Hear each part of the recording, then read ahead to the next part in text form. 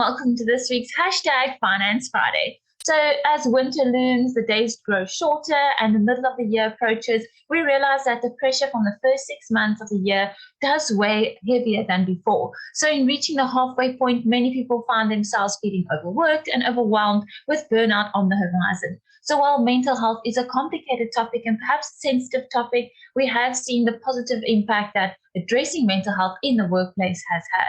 So according to the Google definition, mental health is defined as a person's condition with regards to their psychological and emotional well-being.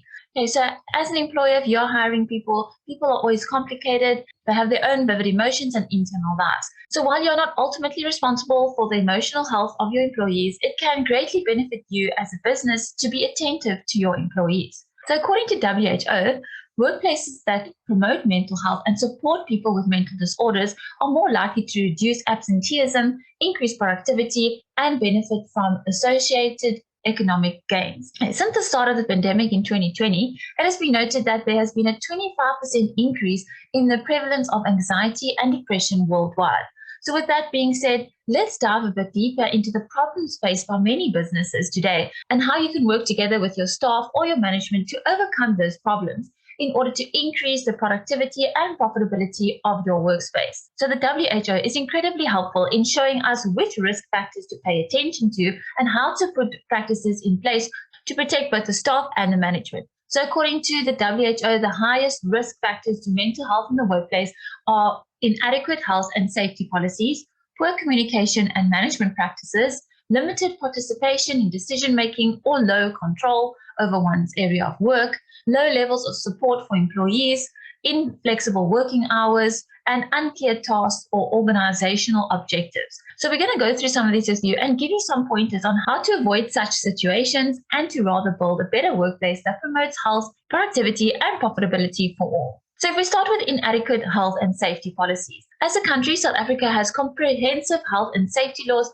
that both the employer and employees need to be aware of. This law provides 3 basic rights that both parties need to be aware of. Firstly, the right to know about health and safety matters. Secondly, the right to participate in decisions that could affect their health and safety. And thirdly, the right to refuse work that could affect their health and safety and that of others. So this means as a company, you should be on top of your health and safety matters. This will obviously vary based on what you as a company do. For example, if you're working construction, this could entail a detailed discussion at the start of each job, as well as stating the risk of the job and the potential dangers. The more your employees know, the more protected you are as a business. As an employee, it's not only comforting, but also empowering to know all the risks and benefits when starting. So according to Achievers, the benefits of an empowered employee can be greater trust in leadership, increasing employee motivation, greater creativity, and improved employee retention, all of which lead to an increase in productivity and profitability. Next, we have poor communication and management practices. According to Clue HR, the consequences of poor management and communication are detrimental to the health of a company. So poor management can affect the company's budget, employee turnover, and the overall profits. Finally, a decrease in productivity and morale are signs employees may be struggling with the leadership being given. So key to overcoming this problem could be in constant communication. So good communication doesn't come naturally to everybody. Checking in on the team you're part of is a key part of understanding how well or poorly you communicate. There are very simple ways to do this. You can do a weekly feedback meeting. You can use a Google form, or you can ask on email. So there's many ways in which you can do this. The key here is to take the feedback you are given and work to improve it. So it's often neither easy nor fun, but when worked on, will improve the bottom line of your business. Then we have limited participation in decision-making or low control over one's area of work. So with the pandemic forcing many people to work remotely, and from there many businesses choosing to work remotely, you may have noticed a decrease in the control over an area of work.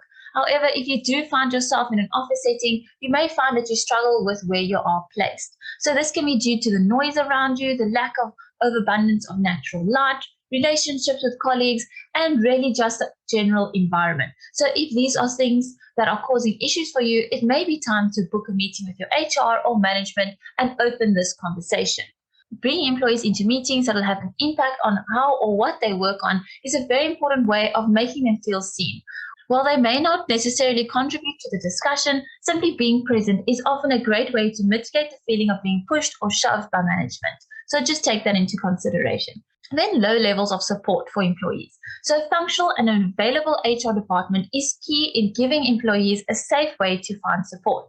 In December, we focus on HR and just how vital it is to running a profitable and productive business. So if you haven't seen our HR video, go back and check it out. It's really worth listening to.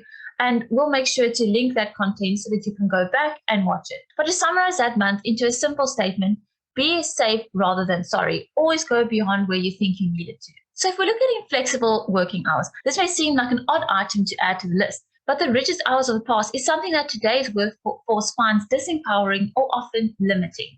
So allowing a level of flexibility is something that can greatly benefit your workforce. So contrary to popular belief, you cannot do everything on a Saturday. So an open door policy is a good way to start. Conversations and communication is key factors in creating a healthy work environment. Then we have unclear tasks and organizational objectives. So this may seem very simple, but it's something that many businesses struggle with. In this case, the more information, the better. So it's better to over-explain than it is to assume people know what you are talking about. Asking questions could be difficult for somebody struggling with mental health, and going above and beyond when communicating is a great way to not only protect yourself as a business, but also give your employees a reference point of what is expected. So be clear in your instructions and tasks that you are giving your employees. So the unknown causes anxiety for almost everybody, and being able to know what is and is not expected of you in a task or in a situation is something that can provide peace and a feeling of safety for your employees. So now for a bonus point, something that seems obvious, but we felt it's necessary to talk about.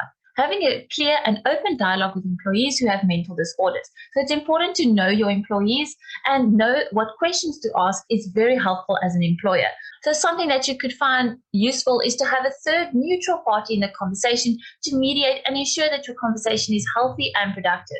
So even admitting to having a mental disorder can be difficult for employees as they know it could negatively impact their work potential. So it's important to start at the beginning of the employment process by asking questions about mental health. This could be, are there any mental health conditions you suffer from? If so, does it affect your work? And if they do affect your work, how do you compensate for that? So communication is key to running a healthy business with healthy employees. So mental health in the workplace is a complicated discussion. We hope you feel more educated and empowered after learning what you did today in managing mental health of your employees to increase your productivity and profitability of your business, and just to have a healthier workplace in general. So if you'd like to start a more open and active conversation about mental health in the workplace, we recommend you using our mindfulness workbook. You can work through together and you can help facilitate conversations that lead to a more productive workforce. So head over to our Etsy store to purchase your mindfulness workbook. Thank you for tuning in to our #Finance Friday this week. We'll see you next time. Bye.